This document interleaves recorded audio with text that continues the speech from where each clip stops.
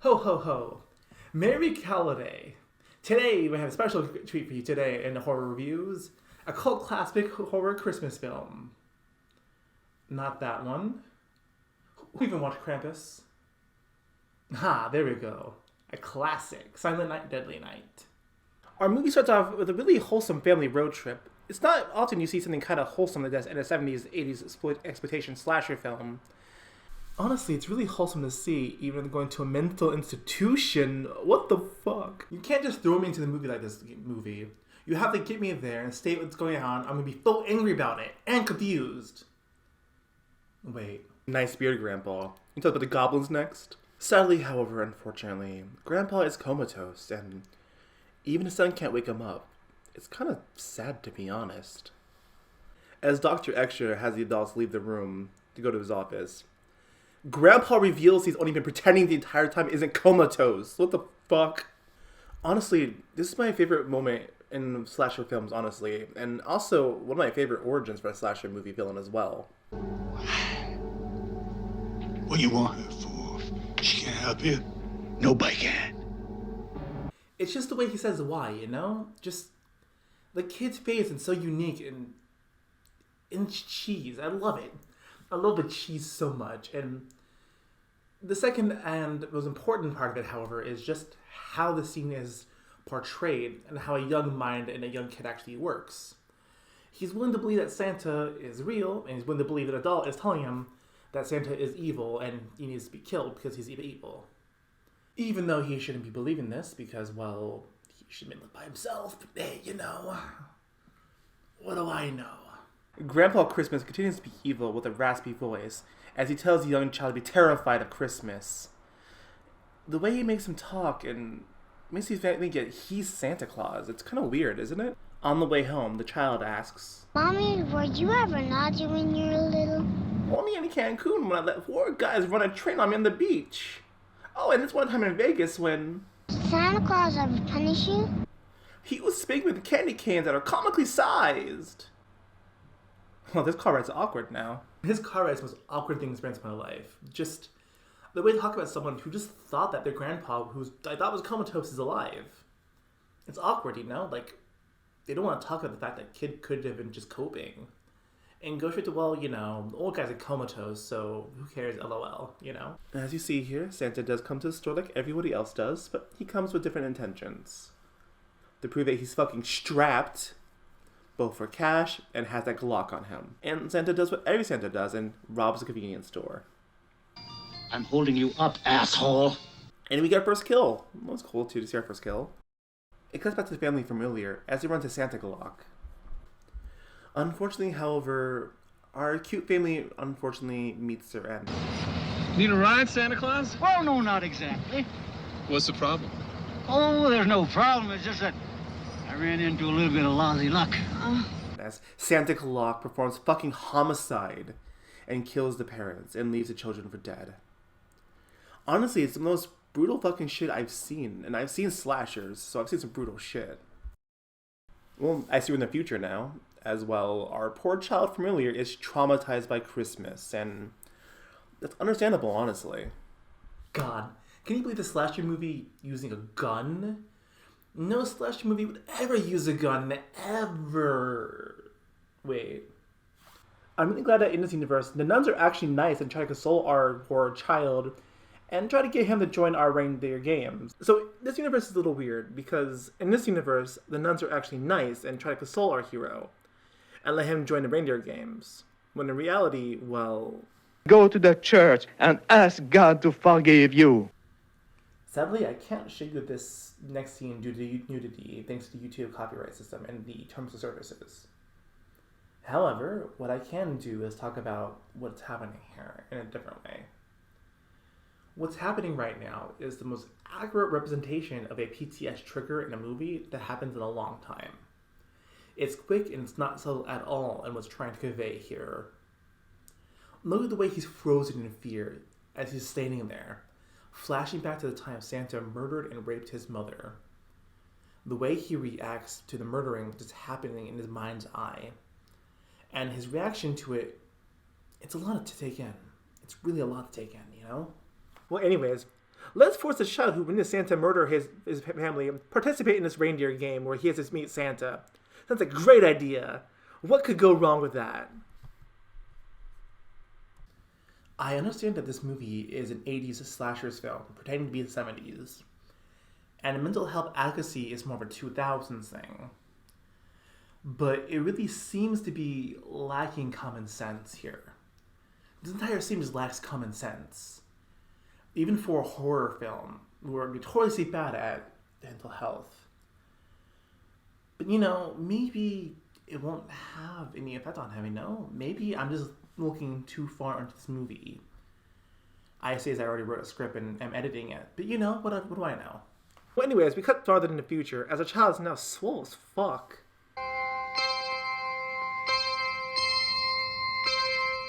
Something we like about this is, with the help of the nuns, our poor child hero has gotten a job at stocking shelves, and I'm sure nothing will happen after this at all, and he'll adjust pretty well to it. Merry Christmas! Come here, you little bastard.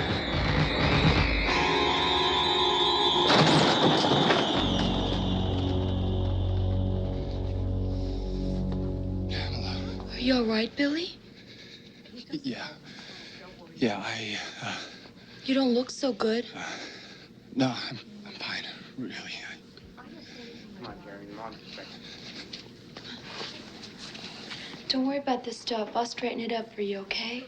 Huh. Who could have seen that coming? It's not like it triggers PTSD or anything. Maybe it won't get that word. Okay. Now you're just being a fucking parody now. Come on, man. Maybe you'll be a good Santa. Okay. If I pretend I don't know the legacy of this movie, other than Garbage Gay, this looks like it's coming from a movie where he becomes Santa? Maybe become Tim Allen. I know that the boss doesn't know he's scared of Santa, but why would the person scared of Santa, dress up as Santa? After scaring some children, our new Santa hero does what anybody does after a religious party. Awkwardly drinks and hangs out with his co-workers. Awkward is awkward. After killing his co-worker for having the sex, he then kills the girl he was having sex with as well. Man, all his meaningless sex and violence, it interrupts with more violence as he kills his boss too. And honestly though, mood. We all want to kill our boss, am I right? Am I right? Just me? Do I need therapy? Maybe. The person who found the bodies is then chased by our slasher hero, in which is probably the most terrifying scene in a horror movie I've seen in a really, really long time. This atmosphere is chilling and dark. The way he just sings Christmas carols so evilly, It was the night before Christmas, and all through the house. It's beautiful in the most darkest way possible. Also, it just hit me. Is our nun supposed to be Loomis? The way she acts about him, the way she takes care of him, it almost like Loomis would. I can't tell if it's homage or just a good ripoff, honestly. I know I've compared it to Halloween a few times, calling her Loomis and all that, but here's some more examples of how it looks similar to Halloween. Somebody who is an authority figure trying to chase down a killer, said killer being holiday themed. Or the fact that she's responsible for said killer. Come on, maybe the curtains are just blue and I'm reading it wrong, Come on, though. It's not just blue. My curtains aren't blue, they're gray. That's okay. We had no time to ponder any of this as we gotta go back to a woman getting cock-blocked. Due to the YouTube term services, I can't show you the nudity. I can, however, is tell you that, imagine Santa Claus. What I can do, however, is tell you that Santa Claus is murdering a generic white woman and hanging her on a wall mount like a fucking trophy. It's the sickest kill I've seen in a horror film in a long time, and it's really impressive what they've done. I can also, however, show you is that her lover getting murdered, though. Equality. Hell yeah.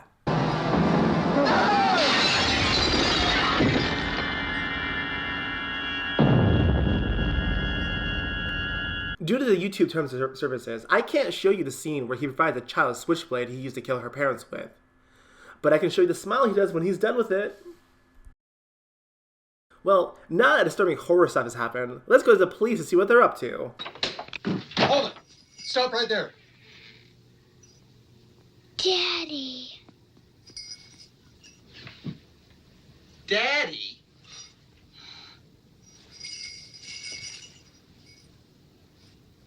Now that shenanigans is over, let's do some sledding.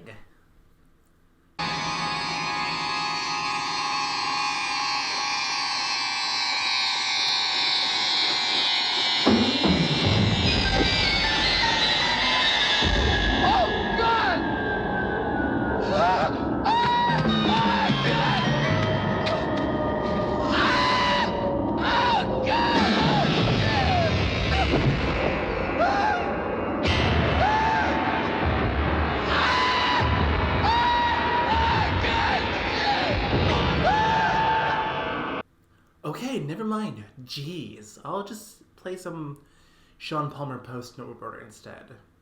It then cuts to Mother Loomis as she meets with the police as they talk about Billy's killings and the other recent events. 3 more murders.